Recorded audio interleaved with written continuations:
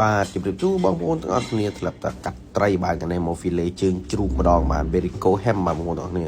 ហើយក៏ជើងជ្រូកនេះដែរមានទម្ងន់7គីឡូជាងបាទបងប្អូនទាំងអស់គ្នាហើយក៏ប្រឡាក់ក្នុងឆ្នាំ2022បាទបងប្អូនទាំងអស់គ្នា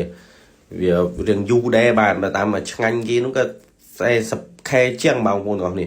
តែនេះក៏ខ្ញុំក៏ចាប់ដើមកាត់ហើយបាទជើងជ្រូកនេះអត់មានឧបករណ៍ដាក់កលជើងទេបាទយកអាចចិនដឺនៅយកមកដាក់កល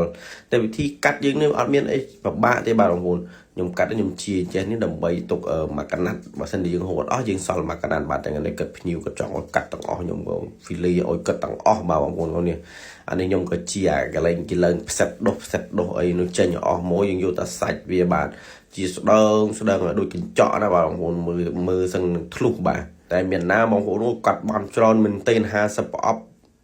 ជាងនោះតែខ្ញុំដាក់ត្រឹមតែ50ប្រអប់អាត់ឲ្យកាត់បាទបងប្អូនពីកាត់នេះយូរពិបាកជាងកាត់ត្រីទៀតបាទបងប្អូនខ្ញុំចំណាយពេលច្រើនមកមែនទែនបាទឥ